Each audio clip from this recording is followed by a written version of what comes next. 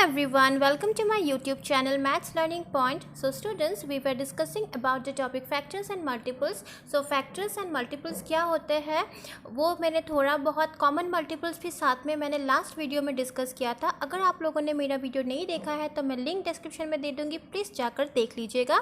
तो आज हम डिस्कस करेंगे फैक्टर्स से हमको कॉमन फैक्टर्स कैसे निकालना होता है. जैसे कि मैंने लास्ट वीडियो में मल्टीपल्स से कॉमन मल्टीपल्स कैसे निकालते हैं वो डिस्कस किया था, उसी तरीके से आज हम डिस्कस करेंगे कॉमन फैक्टर्स हमें कैसे निकालना होता है और ये एग्जैक्टली होता क्या है.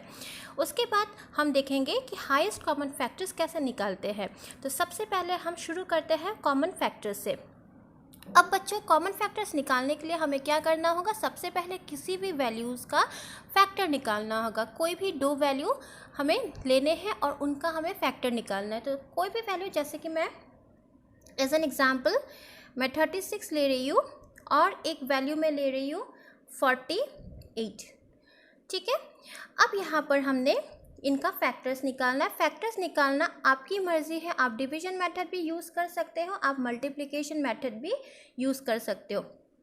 तो अब मैं यहाँ पर 36 के सबसे पहले फैक्टर्स निकालती हूँ मल्टीप्लिकेशन रूल अप्लाई करके.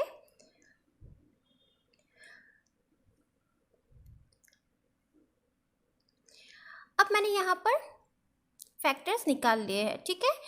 यहाँ पर देखो, मैं पहले भी मैंने ये बात बताया हुआ है, क्लियरली मेंशन किया है, जब वैल्यूज़ रिपीट होते हैं तो हमारा फैक्टर निकालने का जो प्रोसेस होता है वो ख़त्म हो जाता है, वहीं पर हमें स्टॉप करना होता है.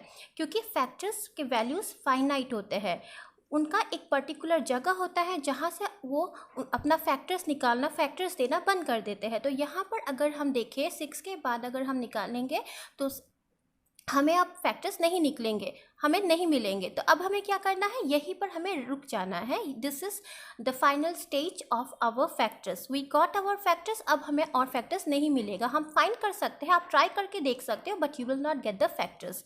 ठीक है. तो रिपीट होते जाएंगे. यहाँ पर देखो 6 के बाद हम देखेंगे 7. तो 7 36 का फैक्टर नहीं है. ठीक है. इसके बाद 8 से आप देख सकते हो आपको 8 से फैक्टर नहीं मिलेगा. उसके बाद आपको 8 के बाद 9. जब हम यहाँ पर 9 लिखेंगे तो अल्टीमेटली हमारा वैल्यू क्या हो जाएगा, यहाँ पर 4 × 9 के साथ इंटरचेंज हो जाएगा, क्योंकि हमें क्या मिलेगा, 9 4 जा 36.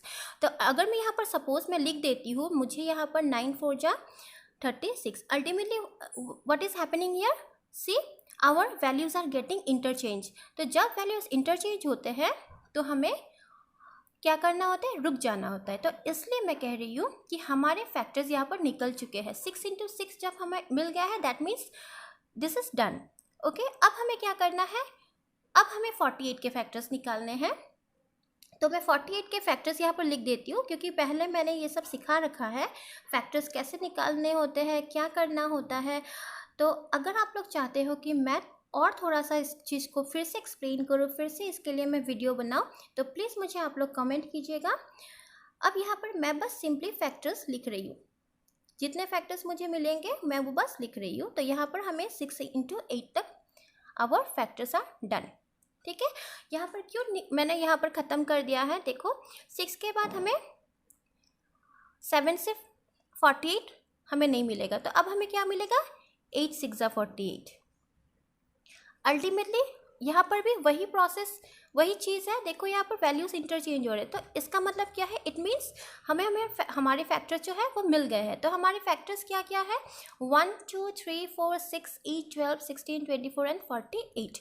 एंड यहाँ पर हमारे फैक्टर्स कौन से हैं, 1 2 3 4 6 9 12 18 and 36. These are the factors of 36 and these are the factors of 48 respectively. ठीक है. कोई भी वैल्यू दो बार रिपीट नहीं होता है. तो अब हमें हमारे फैक्टर्स मिल गए हैं. अब देखो, फैक्टर्स से हमें कॉमन फैक्टर्स निकालने हैं, तो बहुत इजी है. अब यहाँ पर क्या करना है, यहाँ पर बस हमारे फैक्टर्स देखो, यहाँ पर अगर मैं लिख दूँ, सपोज मैं यहाँ पर लिख देती हूँ, ये हमारे फैक्टर्स है, तो मैं यहाँ पर लिख देती हूँ 36 के फैक्टर्स में यहाँ पर लिख देती हूँ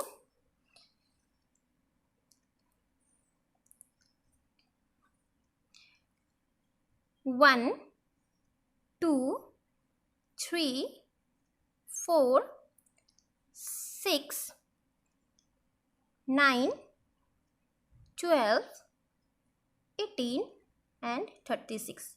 this are the factors of 36.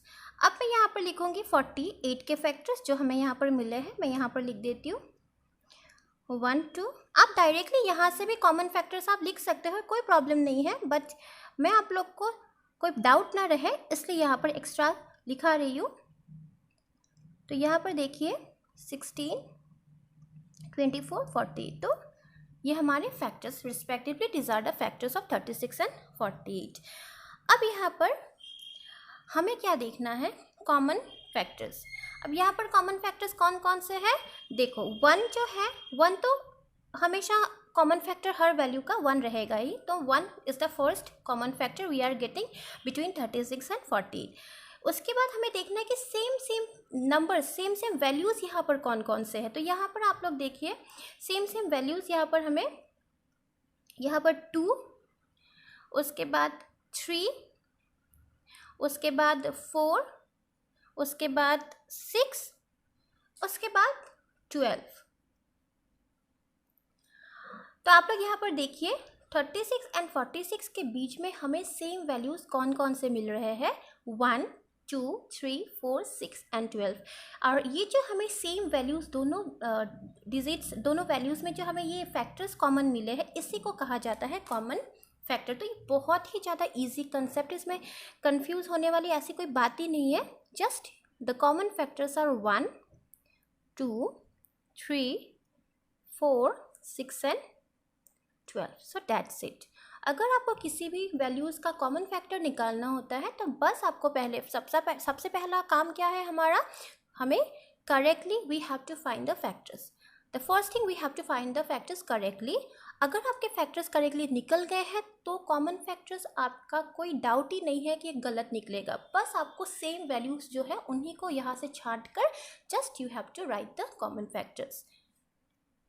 तो अब आप लोग देखिए हाईएस्ट कॉमन फैक्टर क्या होता है. पहले मैंने आप लोग को समझा दिया है कि कॉमन फैक्टर्स क्या होता है.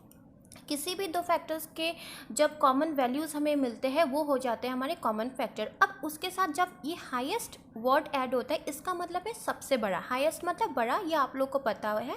तो अब हमें क्या करना है, सपोज़ मैं ये एग्जांपल ले रही हूँ.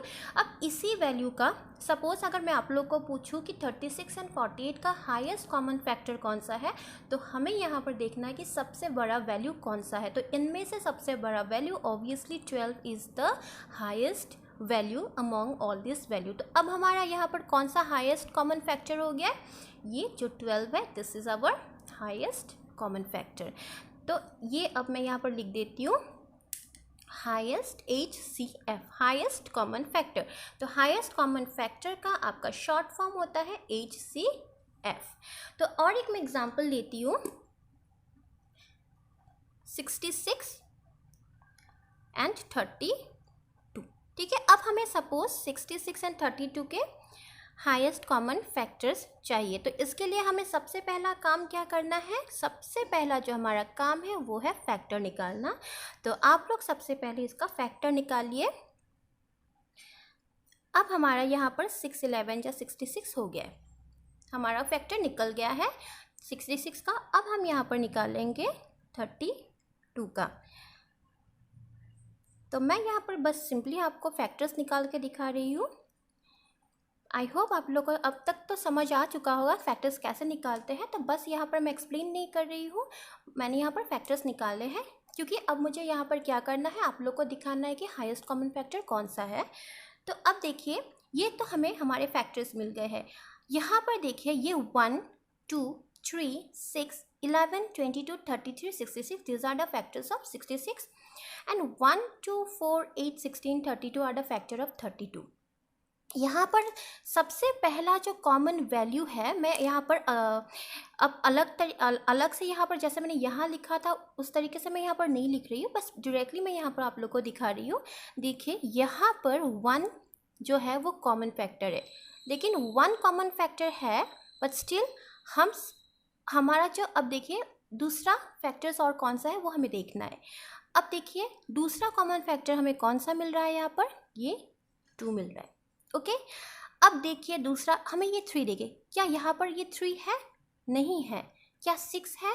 नहीं. 11 यहाँ पर नहीं है, 22 यहाँ पर नहीं है, 33 नहीं है, 66 नहीं है। अब यहाँ से भी देख सकते हो 4, 8, 16, 32 यहाँ पर नहीं है।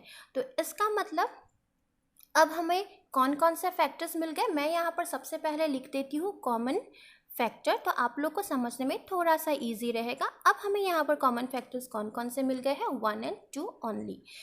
अब जब हमें ये दो फैक्टर्स कॉमन मिले हैं तो of course which is the highest value among 1 and 2, और this of course this 2 is the highest value, so 2 is our highest common factor.